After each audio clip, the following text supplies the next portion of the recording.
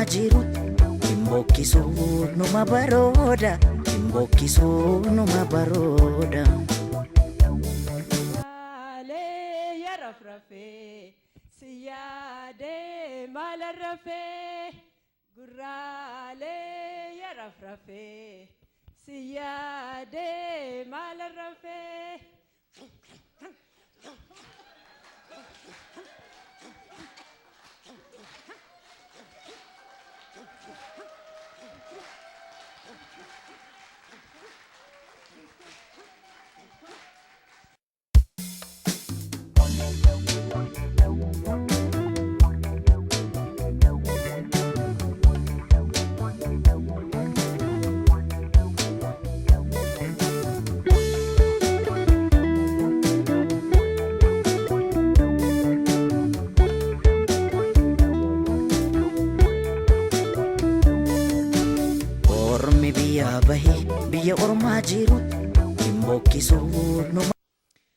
Martha Koué-Kumsa is Associate Professor teaching at the Faculty of Social Work at Wilfrid Laurier University in Canada.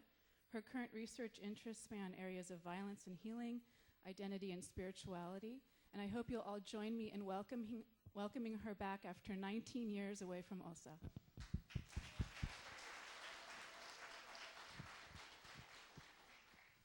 We asked this question in our panel as we started thinking about this issue: what role can women play in Oromo empowerment?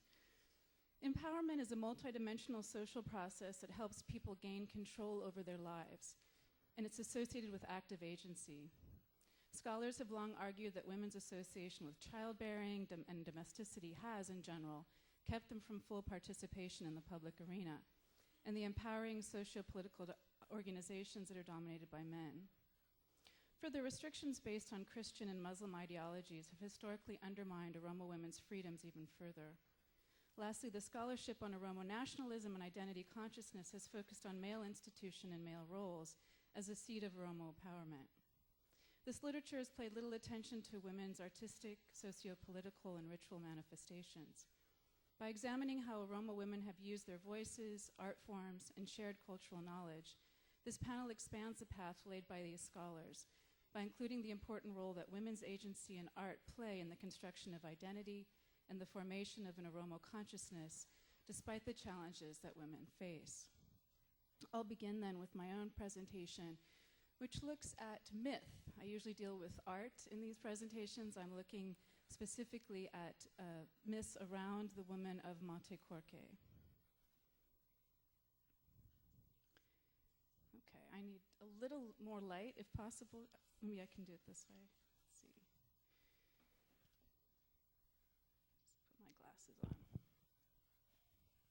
I'm looking at the legend of Mote Korke that's told throughout the Oromia region. Mote meaning winner, and Korke meaning antelope or hartebeest.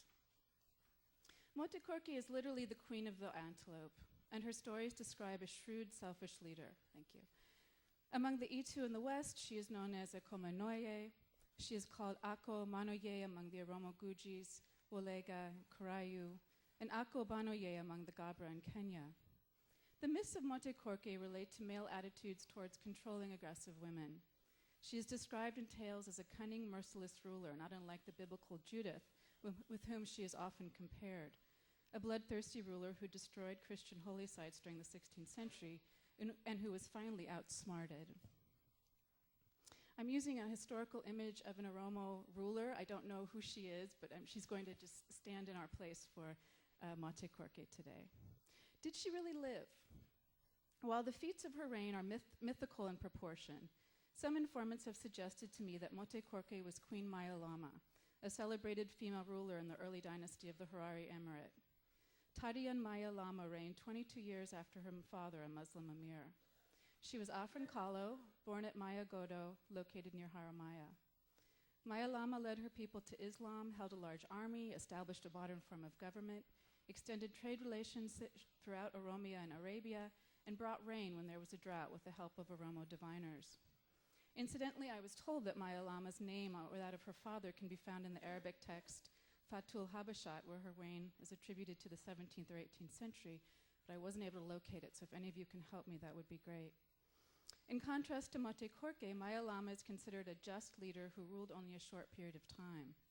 Gadid also mentions the legend of a Harari female ruler named Kamir, who was characterized as a warrior. Informants told me that she was the daughter of Abdil, the emir of Harar, though I could not corroborate this story either. In any case, the saga of Mote Korke is that of an Oromo female ruler from the Ala clan who was born at Korke near Haramaya and who tried to extend her reign throughout the Horn of Africa and beyond to the southeastern Arabian coast. Since she was the only local ruler of Oromo pastoralists in and near Harar, with no standing army or neighboring allegiances, her aspirations went unrealized. Her reputation as a cruel ruler governed by her desire for control and power extended far and wide through these stories that many told to me. Okay, so here's the Barantuma Afrankalo. On one occasion, we're told by several informants, Mote Korke climbed onto the communal cattle corral and sat with her legs dangling over the side. She demanded that the cows be let out of the gate without touching her legs. The frustrated herders went to a nearby cave to see a holy man named Bike to ask his advice. Bike happened to be the oldest surviving mystic in the clan because Mote Korke, threatened by the power of male elders, had had most of them put to death. Bike told the herders to take dried mats of leather and fan the cattle as they moved through the great gate. The men followed his advice, and in so doing, the cows became frightened by the movement and jumped past Mote Korke. Realizing that she had been tricked and that some wise man was surely behind it, she made a second demand. She asked that the hede, the small yellow fruit you see there, be loaded onto a camel and transported out without the help of bags or ropes. Again, the people went to Bike. He told them to take the camel to a muddy place, smear its back with the clay, and stick the hede onto the body. When Mote Korke saw this, she ordered the entire clan to assemble so that she could seek out the old man who undermined her authority and have him killed. The small Bike hid himself in a sack on the back of a young untrained camel. When Mote Korke began her scrutiny of the villagers and their livestock, she overlooked this young camel. The people then prepared wadaja, the prayer ceremony, and asked the help of Waka. During the wadaja, women drummed and Mote Korke became ecstatic and ordered the people to bring an antelope for her to ride.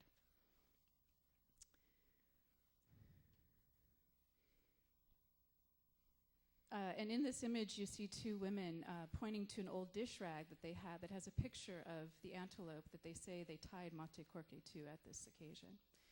The old men advised the men to catch a very wild young antelope and to tie Mote Korke's limbs firmly to it. When Mote Korke mounted the animal, it began to buck frantically and set off on a stampede throughout the land. Her body parts were subsequently severed along the road from Harar to Jarso. And you can look there and see all the places that her body parts landed and the place names for them. The division of the body of Mote Korke parallels another fable about the division of a cow during ritual feasting. During her reign, Mote Korke divided up meat according to the values she placed on gender and age, and these divisions are still recognized during the sacrifice of a cow during Wadaja and Guma among the Afrankalo. The stomach, the liver, kidney, and so on for postmenopausal women. The fatty part of the cow was the part that Mote Korke preferred, and so on. This division of meat for consumption based on gender and age is practiced among all communities of pastoral extraction in East and Northeast Africa, as we all know. However, explanations for these divisions vary greatly.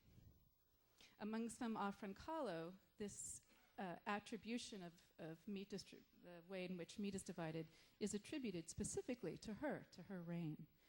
And this woman that I interviewed is one of them that told this story.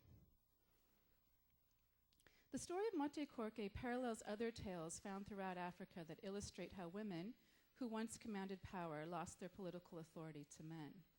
When asked to interpret the antics of Mote Korke in the story, Oromo men undoubtedly say that it illustrates, on one level, that women are not well suited for positions of political power, and it reinforces Islamic principles that state that only men should hold political office. Yet it is also perceived by men and women as an inherently Oromo tale that suggests the life and values of a previous time. During that time, roughly translated as the era before deep penetration of Islam, women could govern, women could oversee the distribution of meat, and women's actions were remembered in place names and sacrifices. While it can be argued that some Oromo, especially those groups living in and near the trade routes in Harar, were already identifying themselves as Muslim and practicing Sharia law at the beginning of or even prior to their arrival in Harar, for centuries this newfound faith existed in tandem with Oromo Hera. Islamic preaching that came through Muslim merchants via the trading channels with the Red Sea was taken up with zeal by the inhabitants of the walled city. However, not all groups embrace Islam as Harar's urban population has. Oromo agriculturists and semi-nomadic pastoralists did not receive the same exposure, especially those in neighboring groups, to Quranic education, and many were only nominally Muslim until the forced conversion implemented by Egyptian committees. An Allah Oromo elder recounted the days prior to the forced conversion at the hands of the Egyptians, for those who, like most, still maintained many aspects of their traditional governing system. And he stated, "The Arabs came to us 3 times before the Turks. They came with their book and they took our land. When we learned to read the Quran, we recognized some of the principles. It told us, 1 man should not touch another man's wives. We realized that this was part of our Sarah. Another law stated, don't rob another man's wealth. The Oromo agreed that this too was something we understood. The book also told us, don't harm peaceful people, and we had accepted this too a long time ago. We were told by the book to reap the products of our work, and this we understood. My ancestors thought they were being tricked and replied, this is already our law. We knew it before. You conquering Arabs are using this book as your shield. These forefathers killed the Arabs on their first trip and refused them on their second. Then the Arabs researched the Oromo religion and found that we often pray and hold ceremonies for Ayana and Waka. They sent awaliyas to sit with us in our hujuba. These awaliyas were very organized politically and they settled in many places. When they died, the Muslim made tombs for them. Our forefathers began bringing their dead there and praying, if this sheikh is going to heaven, let our dead go with them. In this statement, we glean the surface similarities between the two faiths. Islamic proselytizing found ways to utilize these similarities to make significant headway in converting the local populations. However, conversion also limited the authority of the Oromo constitution and the vast rights that governed the protection of women and their bodies. After learning of the many protections afforded women in Hera, which I've written about elsewhere, I inquired why the beating of women, including wives and girlfriends and daughters, by men was now commonplace, or at least talked about as an act that went unpenalized.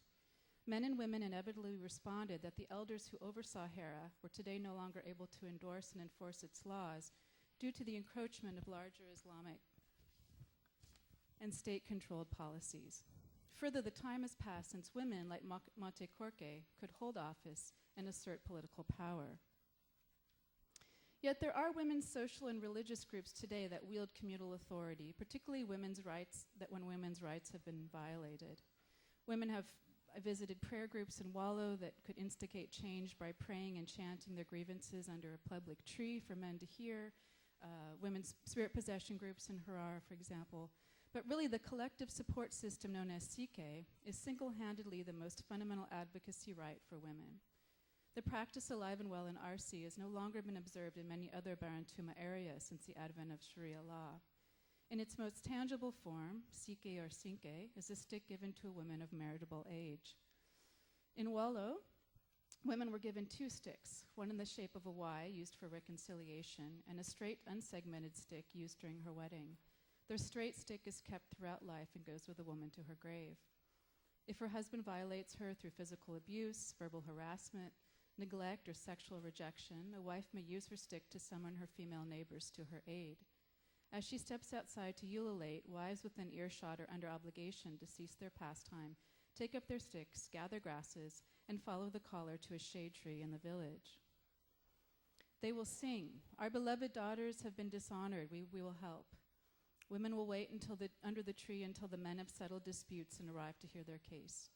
The elders then summon the responsible husband and order him to apologize by slaughtering a sheep or cow and offering his wife and her supporters the meat.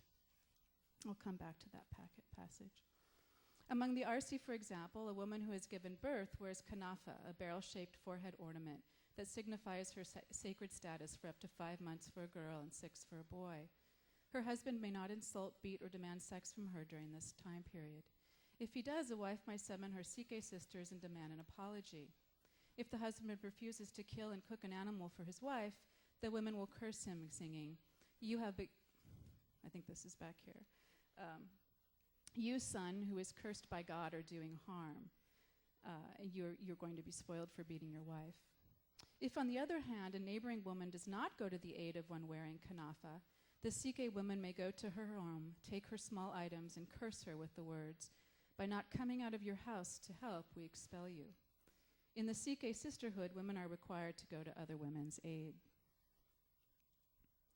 To sanction the reconciliation between husband and wife and to honor the stick used to bring women together, the women tie a bit of the sacrificial animal's skin to the top of their stick, not well seen in this image, but before you saw it. A stick covered with many such leather tassels indicates the strengths of a woman's support network, her success in reconciling disputes, and her knowledge of Hera and her rights. Such a woman would be granted a great deal of respect. When she participates in women's prayer ceremonies, women's groups, dance groups, or other female-centered gatherings, she will bring her Sike. In this way, Sike provided women with the means to act if laws were broken and to restore peace in the community, as Kuwe Kumsa has argued. While Malte Korke met her ultimate demise because she could not share power and she governed by the whims of her emotions, informants also mentioned her in relation to Haromaitu, the symbol of female power, the mother of Barentu and Barana, and her role in the Barantuma migration.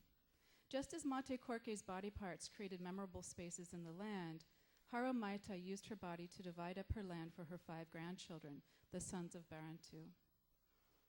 The Afrankalo say that Haromaitu sat down at Herna, which I've written in, I know it's hard to see, it's kind of in the middle of this slide, a town west of Harar, which would become the central meeting place for the 5 sons of Barentu. There, Haromaitu began to wind a sabata, her cloth belt, around her waist 5 times. She encouraged the young women from the area to take pieces of cloth and follow suit.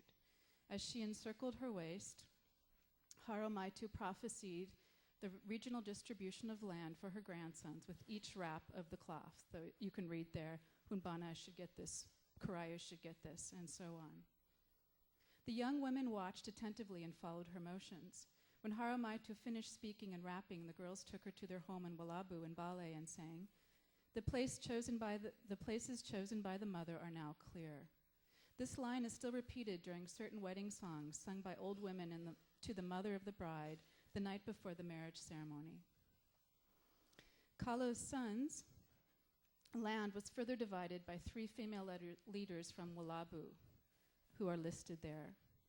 Whether these women were the wives of Kalu was not something my research collaborators could verify. They were only described as great ancestors whose names had been preserved. These women continued the tradition of Haromaitu and divided the land through song as they wrapped their sabata. This time they encircled their waist 4 times. Where do I have this? And sang. The very bottom of that slide. So Daga should have Wariris, Abile should have Mulu, Obora should have Obi, Allah should have Mulata. And these are just to give you a sense of the landscape, the places where she was giving out land. The stories of Haromaitu, the great mother, and the female elders at Walabu reflect the symbolic importance of the wrapping of the waist as a metaphor for the claiming and legitimizing of the Afrankalo homeland, described today as the fertile belly of the valley west of Harar. The final tie of the sabata symbolically seals the aforementioned location of the Kalu patrilineage. When Afrankalo women dress in sadeta, they repeat the action of the Great Mother and other female ancestors before them, silent reenacting the migration myth. Today, the sabata is not usually long enough to encircle the waist more than twice. I'll go back to this for a second. Albeit in modified form, the wrapping itself is a daily reminder of the division of land granted the Afrankalo descendants. The personal roping of the sash connects them back to the political power of the Great Mother. And in this sense, the symbolic action of tying also recognizes in Afrin Kalo's women's historic ability to pass laws, contain mandates, and maintain these roles in the way the legendary queen of the antelopes once did. And I'll just end with a couple images here, Afrin Kalo, Arsi, and Wollo, because these were three regions where I actually heard these stories about her. Thank you.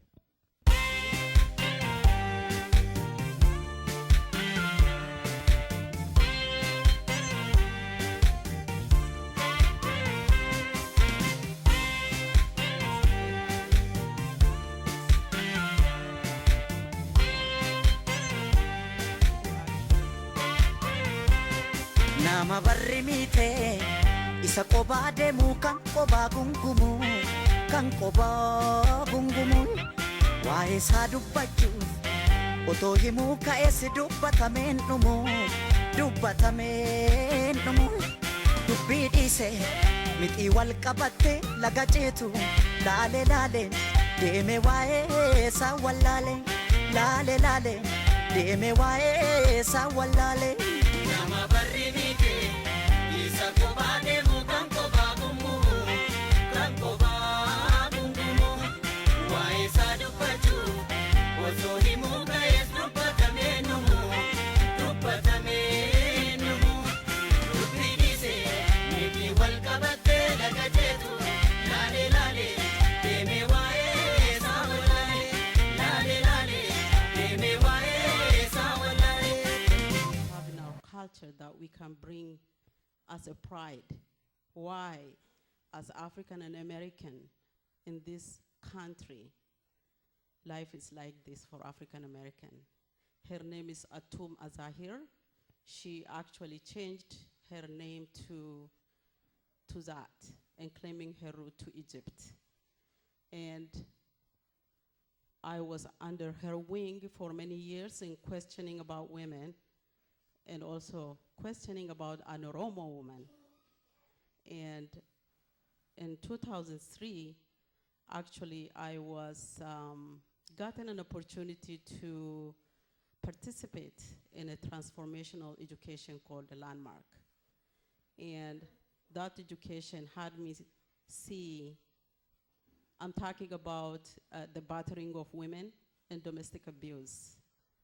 In our community, when my sister, Dr. Kelm, was presenting, if a woman comes out, it was an honor because she's bringing workability and safu, because she experienced that something is going in the home, which not only checked the balance in the home, but also the community and the society. And it has became shame and guilt, so women do not come out and either seek for that kind of harmony, that the Oromos, our ancestors, had in place for us. It's not an individual business. It is a community business. So before I proceed with this presentation, I'm gonna ask you to take a moment of 20 seconds to think about your mom.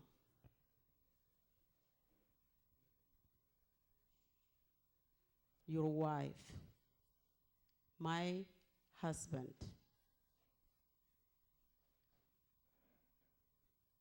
I want you to think about your sister. I want to think about your aunt. It can go on and on when you think about a woman. In this particular situation in the Oromo Safu context, in the balance, in the harmony, and the spirituality that they had in place for us. What happened? What happened to that? Unless we, as people who, as my African American brother pointed out to, can be a solution, not only to us, to where we came from,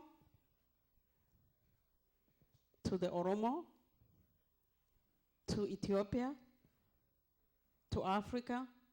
We have such a pride, and I am so shaking inside of me, like what I discovered for myself and who I am. What happened?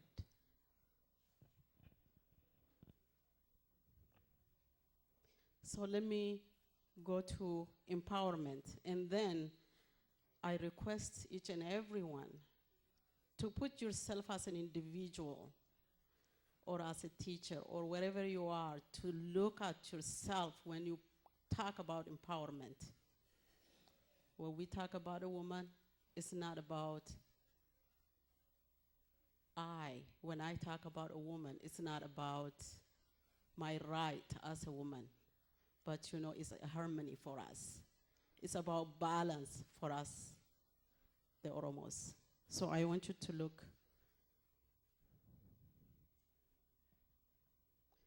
Let me go back. So this is a definition of empowerment that I am so grounded in right now when I stand and speak here. Empowerment is not about feeling good, being very positive. It's not really motivational or trying to get somewhere. Rather, it is the state of being committed to making a difference.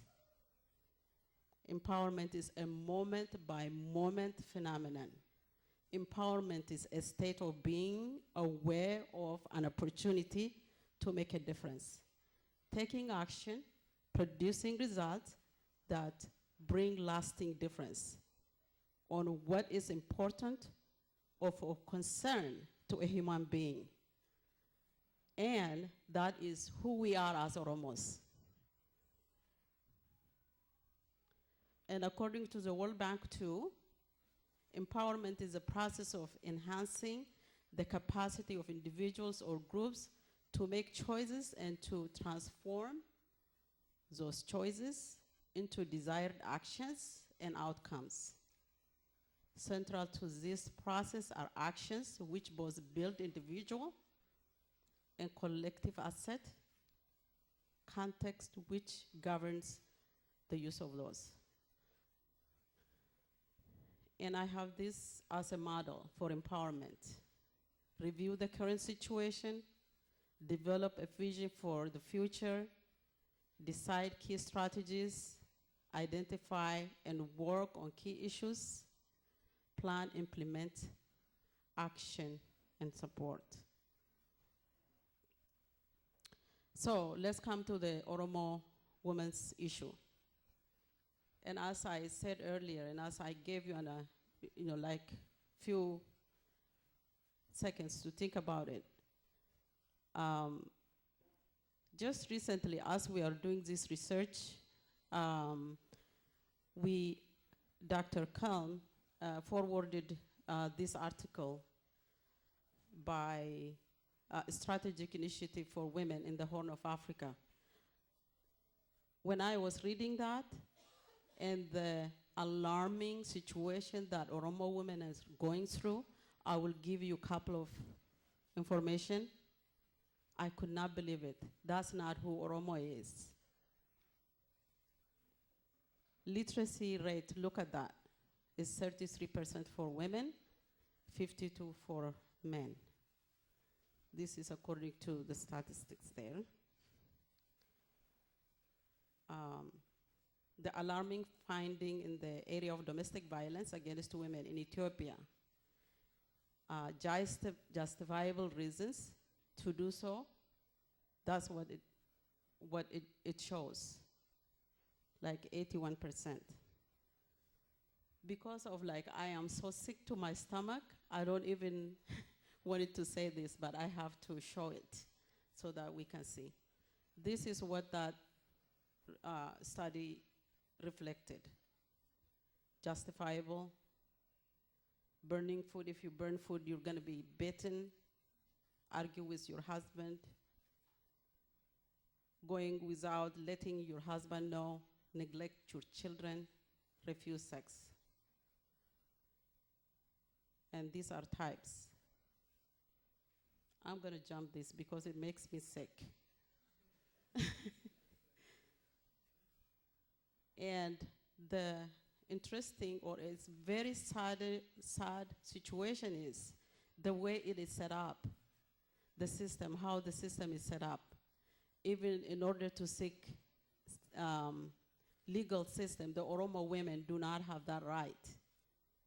Because we have, in Oromo region, they actually agreed with the federal government to use the Gada system. It's not wrong. It is really good, but the way they are using it is not bringing balance to family. I'm not gonna go about right, but balance in the home. It's not, so that's what is happening.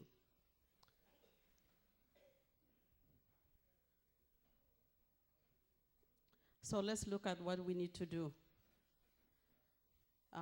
Using the CK spirit of bringing balance. This is what I ground myself in the work that I do. It is a state of urgency. Shift being a victim. Despair and hopeless is what we're looking. The state of workability, collective, group, and individual responsibility, because that's who we are. And then the CK vision, it is well presented by my sister here, so I'm not gonna talk about that. So recently I founded, after I had my sister come do CK for us at Minnesota, I invited her in 2003, and we joined hands, and we had a CK, Iya CK. We did that. And then after that is when I started this organization. And it's called Resources for the Enrichment of African Lives. And we are making a difference for girls. And my focus is on education. Because I was educated, I was able to read, and I discovered CK. It is because of education that we are here, and those women and girls are going to read about CK and about Oromo. I'm gonna jump this. There is, this is where we are. So I'm gonna show you a video now.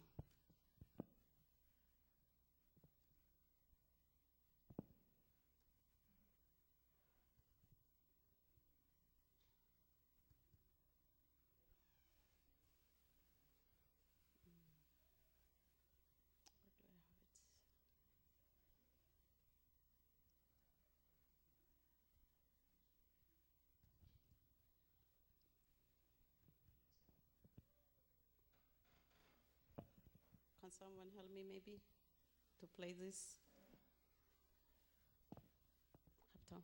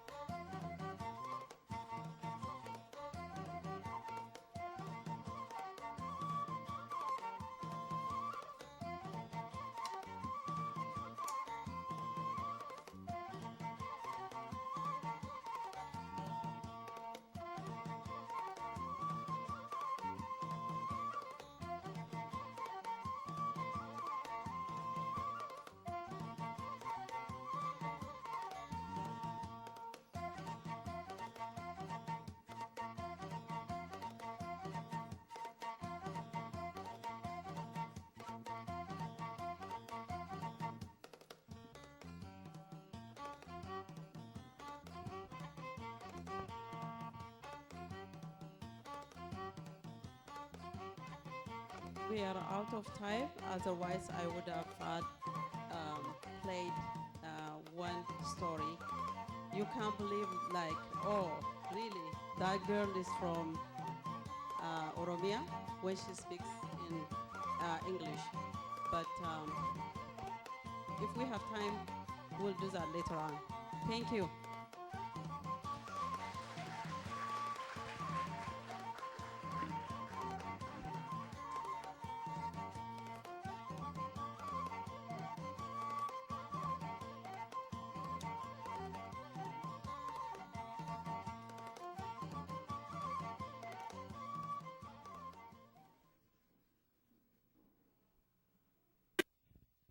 Nagaa ooltanii, alli nagaa, manni nagaa, guddaan nagaa, xiqqaan nagaa, alaamanni sa'aa namni nagaa, isinis baga nagaadhaan dhuftanii, baga nagaan nu eeddani.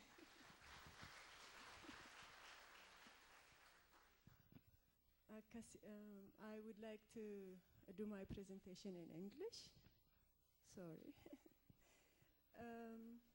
So you don't want it? Yes, for the sake of our new brother and sister, Oromo brother and sister, for the sake of G2 and Roba.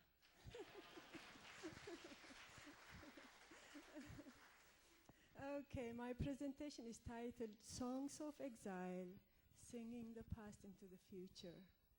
And what that means is we're trying to reclaim our past and singing it into the future, meaning we hand it over to our children and the next generation.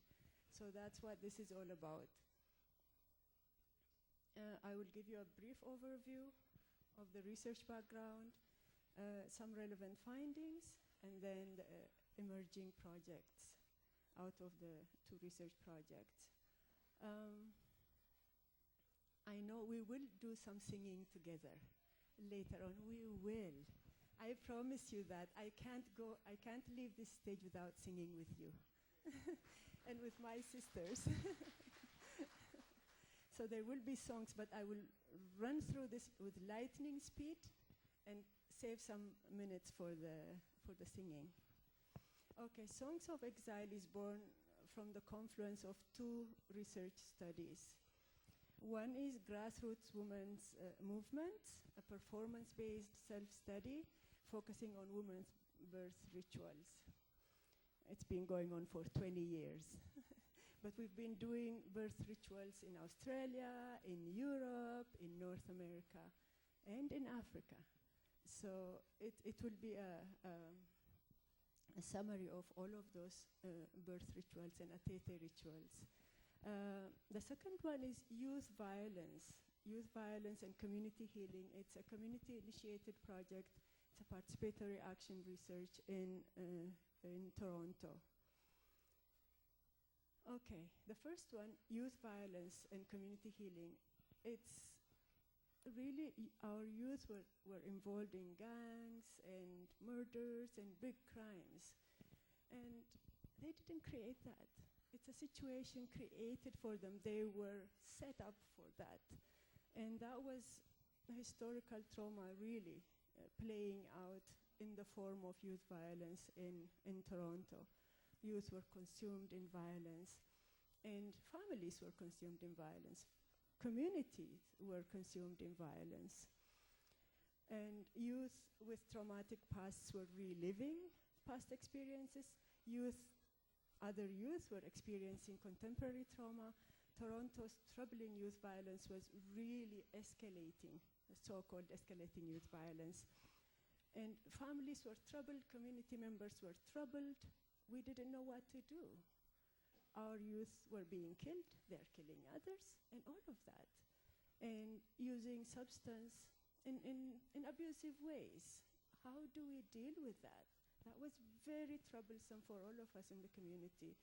So we started a community-initiated needs assessment. Who's doing needs assessments for whom?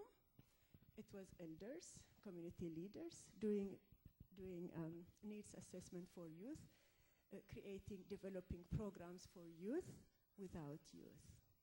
So the youth response was, nothing about us without us. So we started to involve youth in order to design healing programs. How do we heal out of this violence? So we started developing that. So that's where the participatory action research starts. And we developed some strategies of community healing as well. So some relevant findings just for this presentation. I'll just pull out some themes, 5 themes. So one is the many layers of violence, the violence separating them and us from the homeland and its material, spiritual, socio-cultural resources. That's a big violence. That's the colonial violence that separated us from our homeland. And then there's another form of violence, the violence of poverty and racialization, racism. Our young people are facing racism, the worst, the ugliest kind of racism in countries of resettlement in North America, in this particular case in Canada. And that violence separates them from the mainstream Canadian society and North American society or Australian society in their countries of resettlement. So that's the second layer of violence. The third layer of violence, it was intergenerational violence, separating them from their own families, from their own communities. Young people were running away from home because we want them to live the way we lived. We want them to do things the way we did. But they are in a different context. They are a different generation. We often forget that. So many young people are running away from home, becoming homeless, and being really vulnerable to gangsters and everything. So that was really concerning in our community. The other form of violence is intragenerational or interpersonal violence, separating them from their own peers. So that one is another form of violence. So how am I for time? Okay, so interpersonal violence. Intrapersonal violence is the other layer of violence, that separates them from their own sense of self and from their own identity. They think they would be engineers and doctors, but because of racism, because of poverty, because of intergenerational violence and all of that, they don't get to achieve their dreams. Their dreams don't come true. And youth become alienated from their own dreams, from their own sense of self and identity. That was a big problem again. So, and from the other, so alienation comes out as an overarching finding. And then there's a profound loss of community. Every single youth said, we don't have a community. And, you know, how can that be? We are, how many people in here? And the community is strong, yes, but we never involve youth in our affairs. And that's where they become lost. And we call them the lost generation instead of, you know, so calling ourselves the lost people. So that was a big, the overarching finding from that study. But the common findings from the grassroots women's birth rituals and the youth violence is a profound sense of loss and alienation. We lost our homeland, we lost our freedom, we lost our social and status, we lost our dream. When we come to a new country, we dream high, we dream big, but we don't get to achieve those dreams. That's a loss. A big loss of dream, loss of culture, loss of homeland, loss of freedom. So there's a profound sense of loss in both studies. But we don't just lie back and cry. We resist. And there's active resistance. So that active resistance is a form of self-empowerment. How do we heal from all these wounds, social wounds, spiritual wounds, if you like? How do we heal ourselves from that? So there's a profound need in both studies for connection to the ancestral heritage. It's really a way of making home out of exile. So those common themes are what created the songs of exile for me. The youth are searching for identity, searching for healing, searching for a way out of no way. And that search is really a search to connect to ancestral spirituality, to ancestral culture, to ancestral heritage. And that's where the Songs of Exile came from. And when we strategized with the communities, we sat and developed what we called the Heal and Connect projects. We got some funding from the government of Ontario, and we developed these Heal and Connect projects. And a big part of that Heal and Connect project is connecting youth back to their culture, back to their ancestral heritage, because that's the loss they did not create, the loss that our generation, they inherited from our generation. They did not create it, but we point to them as the lost generation, and that's not fair. So we started connecting them back, a small bit by small bit. Yeah. Okay. So let me focus on Songs of Exile. And there are future projects as well. Songs of Exile comes out of this connecting youth to their culture, to their ancestral heritage. I did not want to wait until I gathered all the songs from the vast regions of the Oromo land. I wanted to give them what I have now. Each of you carries a resource, a precious resource in your heads, in your hearts, in your minds. If you each give them what you have, our children, our youth will have a lot of resources. All these people, you carry precious material that needs to be passed on to the next generation. That's what I did. What I did is just sing the songs that I always do. Just sing them. Sing them. I don't need an instrument. I don't need rehearsing. I do it all the time. Just put it on the CD. It doesn't have to be perfect. It doesn't have to be professional. Just give it to them. They need it. They're searching. They're searching for resources. And that's what I tried to do in the CD. And once I released it, people said, oh, it doesn't make sense. We don't understand, because they don't know the language. So what I did was translate it into English and give it to them. Let them do whatever they like with it. It's a resource for them. So there's Songs of Exile as a book, with not just with the translation. Translation is a very hard thing to do.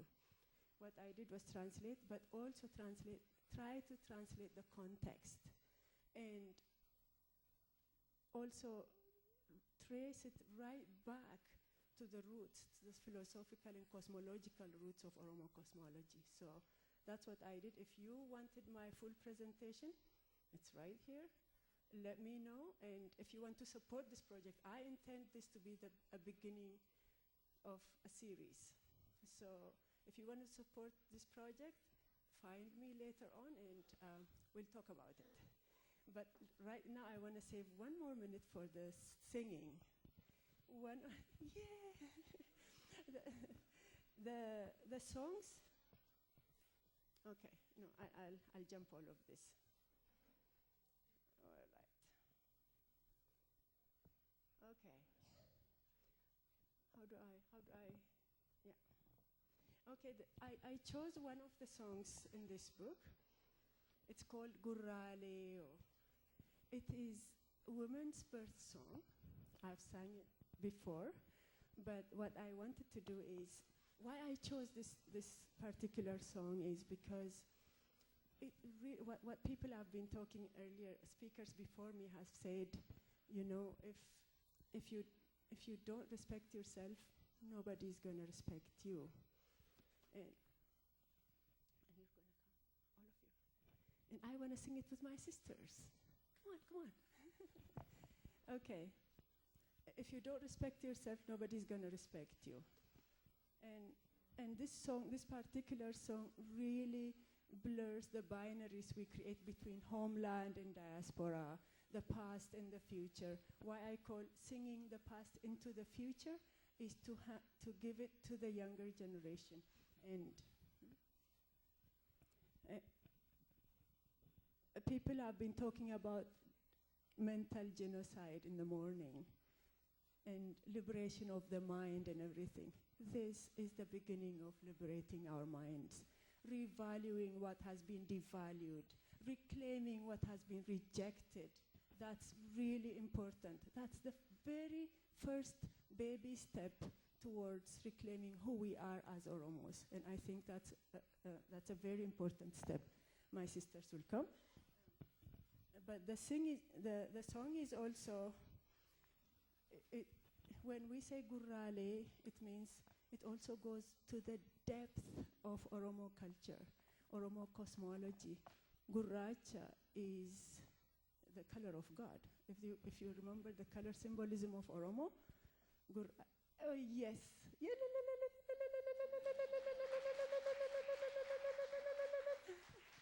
Yes, Gurracha is Waka. And when the bravery song for men is Emo, yeah, Gurrale, oh, yeah, Gurrale is there. But here it's women's birth song. Gurrale, oh, meaning Gurrale means oh, the black ones, welcome all the black ones.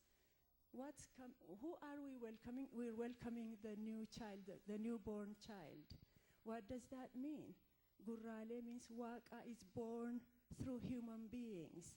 So it really, it blurs the boundary between the divine and the human, between the past and the future.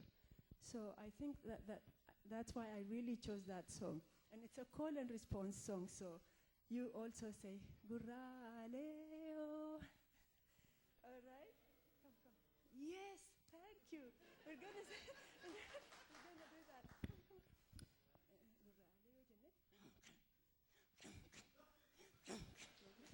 Dalaga, it's called Dalaga. It's Dalaga.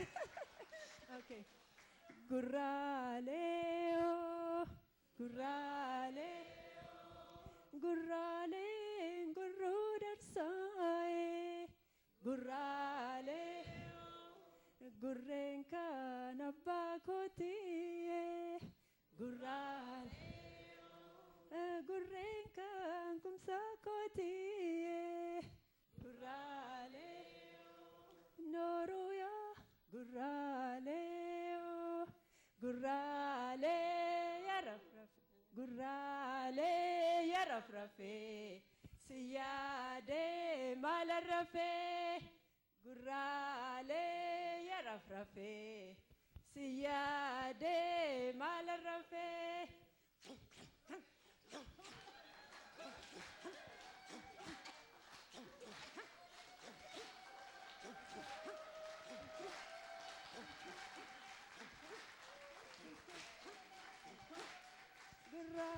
Yamare, Yamare tue, Gurrale, Dubake Nyankare tue, Gurrale, Yamare, Jedembe kue, Gurrale, Jedera Dabembe kue, Gurrale, Noruya, Gurrale, Gurrale, Yarafrafe, Siyade Malarafe, Gurrale, Yarafrafe, Siyade Malarafe. Come.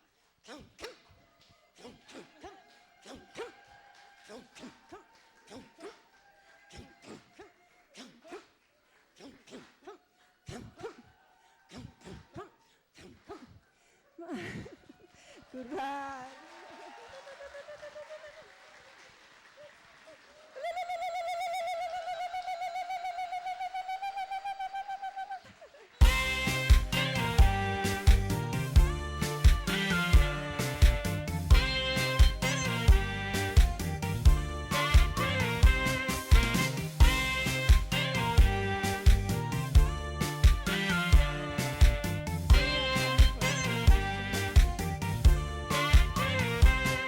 nama barri miite isa qobaa deemu kan qobaa gungumu kan qobaa gungumu waa'ee isaa dubbachuuf otoo himuu ka'ees dubbatameen dhumu dubbatameen dhumu dubbii dhiise mixii wal qabatte laga ceetu laale laale deeme waa'ee isaa wallaale laale laale deeme waa'ee isaa wallaale nama barri miite isa qobaa deemu kan qobaa gungumu kan qobaa gungumu waa'ee isaa dubbachuuf osoo himuu ka'ees dubbatameen dhumu dubbatameen dhumu dubbii dhiise mixii wal qabatte laga ceetu laale. Yes, thank you. You can take it as a question or piece of information. This is for Perry. Around 1973, I remember to have paid visit as assistant researcher to Jibat Mountain in the western part of Ethiopia. I accompanied the late Professor Onaski from the Institute of Ethiopian Studies and the late Dr. Volker Stitz, a very notable German historian geographer, who combined two disciplines to present one of the most fascinating research on the settlement pattern in the central part of Ethiopia. And during our visit, it just struck me when you present those things about Akomanoye. We paid a visit to this mountain, Jibat Mountain, where there is a garrison and there is supposed to be a palace. And it was being kept or looked after by the paid guards from the Ministry of Culture. Then it used to be called the Ethiopian Heritage something. And while I was helping them as a translator for these researchers, and while we were asking, the one who was addressing our question and who was paid by that heritage said this is the palace of Zerayago. And all of a sudden, the elders around that area rebelled and said this is Akomanoye's place. And this issue struck me too, and I say, how can you say this is Zerayago while the elders around this area are saying this is Akomanoye's place? And he said, Atu Makura something or what have you, then the director of he said, whenever somebody paid visit to that area, you should say this is the place of Zerayago. And finally, we found out with the group that what the person told us was what he was told by that Heritage Commission and not by the elders. Right. And we picked these two conflicting things and came back to Addis. And there was an argument that, whatever thing you present, then you should mention about these things. And unfortunately, I have never seen any paper written on this. And I wonder, in your research about this Akomanoye, if you have come across this and have any, because this is a material trace, a little bit different from what you have presented. This is a material trace. There is a kind of big fence built with stones, and it's a really kind of palace. So I'm asking whether you have information about this, and if you don't, to take this as a leading point. I don't. Thank you very much. So yeah, I'd like to hear more about it. Thank you.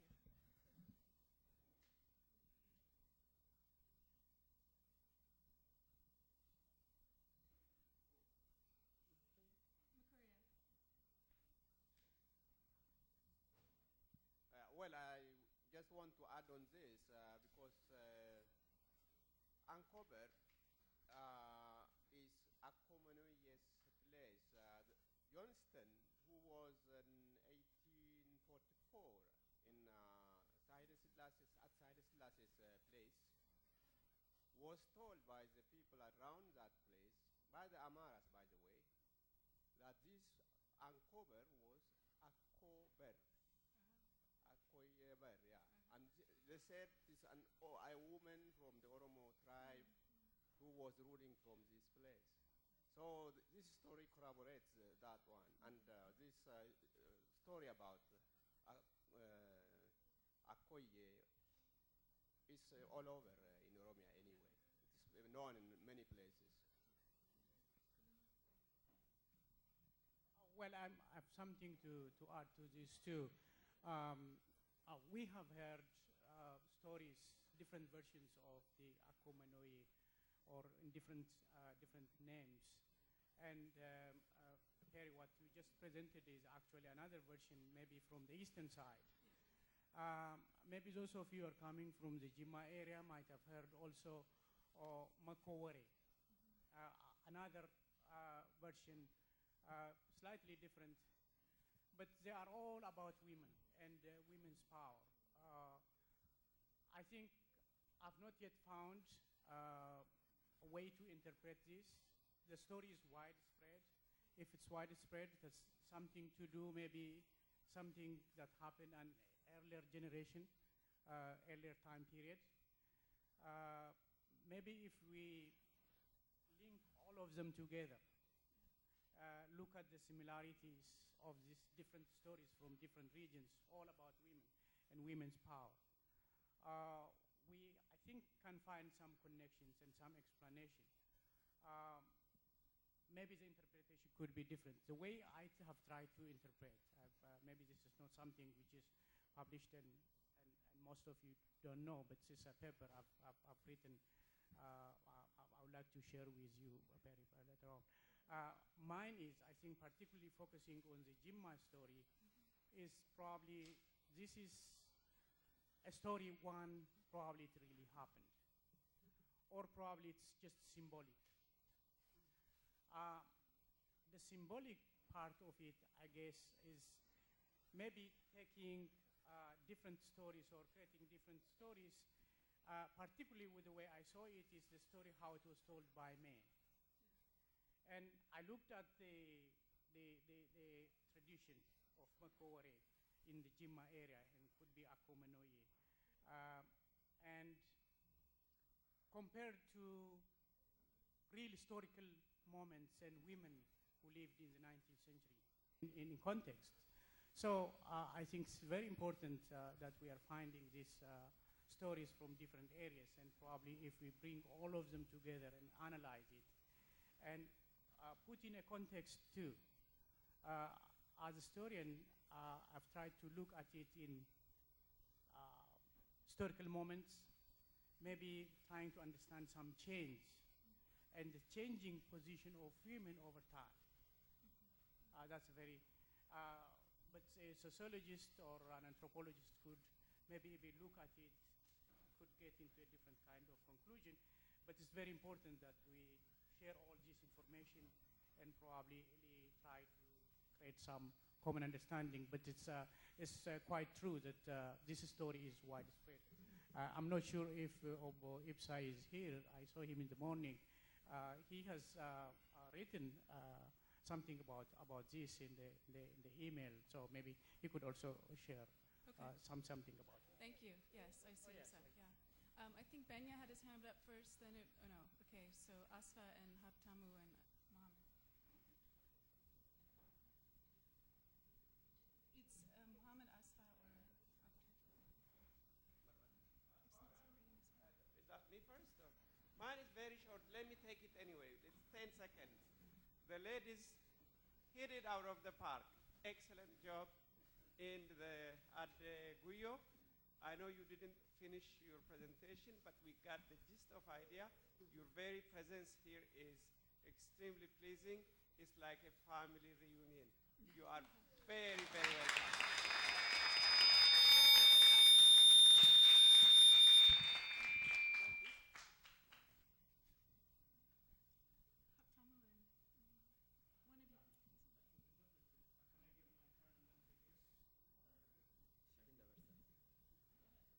Thank you. I don't even know where to start. This is probably the most Oromo I've felt in a long time, and thank you so much for that song. I grew up in the countryside, and singing is such a big part of it. And as you know, in countryside, our mothers and sisters still continue to live a life where they're working not even double shift, as they call it in this country, but triple shifts and many more. Whereas their day starts by milking the cows and cleaning the house and preparing breakfast, and it really never ends, and it goes past when the kids went to bed after they were washed and everything else. And it seems to me that when I think back now, these are the songs that get them through the day. And it sort of transported me back to those days, so thank you. But the question I wanted to ask Dr. Kumsa is that these songs and also some of the things that you've done with youth in Canada, as you know, there are more Oromos growing up in the diaspora now, and they're lost between not just home and exile, but also they're not connecting with the older generation. And not even older generation, there are a lot of my peers who can't connect with me because I grew up in the countryside and they grew up in America, or between home and exile in transition. So I'm wondering, the first question is, I'm wondering if you've thought of replicating those efforts, and if that is replicating those efforts, that the things that you've done with the youth in Canada, in other places, so that the kids in North America, Australia, and other places can also benefit from those services and find a way to connect and also learn more and maybe come home. That's the first question. The other question is these songs, and I go to weddings and I go to mournings when somebody dies, and these songs are lost. I mean, even a generation maybe younger than you, a couple of years younger than you, have lost it. And have you thought of a way that this can be preserved so that we're not losing it all? It could be through multimedia, in other ways. I think it's good that you've already written into a book and an audio. I think more should be done in that area. This is generally for the OSA audience, and I think this is something big that we're losing, not just here, even back home. There are a lot of influences, religious and otherwise. This is, I think, something that we should think about. Thank you.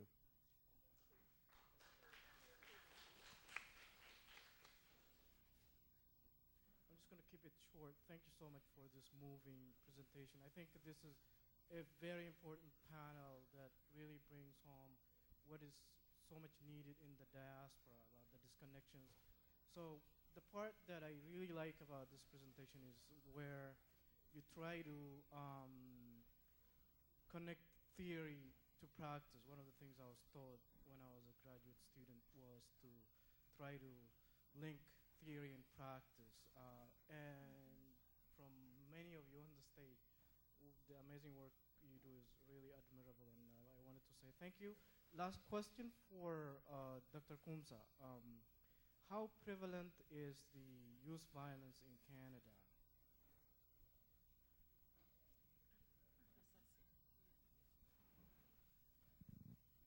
Thank you to all of you.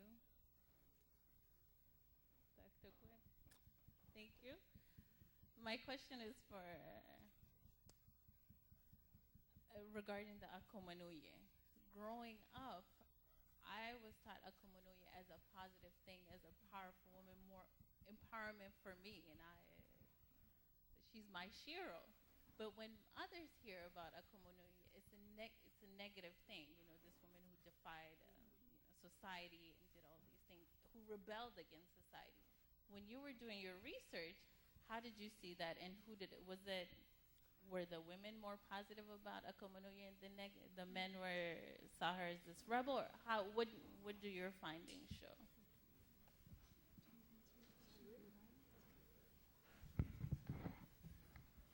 The youth violence first. It is prevalent. I can't tell you the percentages and the rates and everything, but it is prevalent.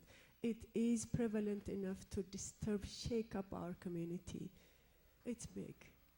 Youth run away because we don't know how to, we're dealing with our own traumas.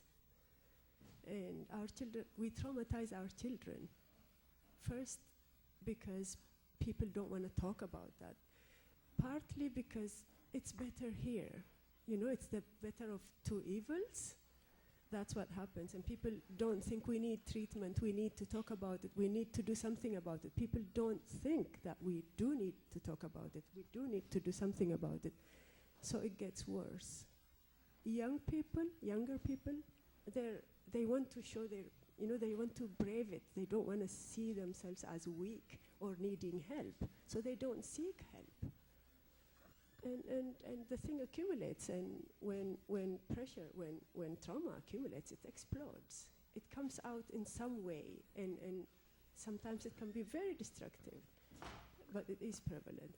Just to talk about the prevalence of it first. In terms of trying to replicate the study in other cities, I know youth violence is really a big problem. Look at the African American communities. Youth violence is ravaging communities, not just our own, African Americans and other oppressed groups are really ravaged by youth violence. It's prevalent, it's around the world now. Whenever you talk about youth, it's immediately associated with violence. And we wanted to flip that and talk about healing. Okay, we always talk about youth violence. But what do youth actually do in the face of violence? What do they do to heal themselves from the violence? So what we tried to do was flip the conversation and talk about healing instead of violence. So part of the healing, the biggest path to healing was reconnecting to their ancestral heritage, to their culture, to their spirituality. And that's what we found. In terms of replicating, I haven't thought about that. Perhaps that is our next project. And we have a lot of work to do in order to come to a place of healing, to a place of balance that Ahai was talking about earlier. We have a long way to go, and we have to start. Somebody must begin somewhere, and this is the first step we're trying to take in trying to reconnect ourselves to our culture. In terms of the songs, I have them here, but I am also working with a group of youth who are trying to put it in the internet so everybody can access it, access the songs and the translation. So I'll put it on the internet somewhere. But if you want it in this package, talk to me later. Thank you. I'm going to answer Afase's question later. In the interest of time, we're going to have to stop our panel and welcome the next one. Thank you so much.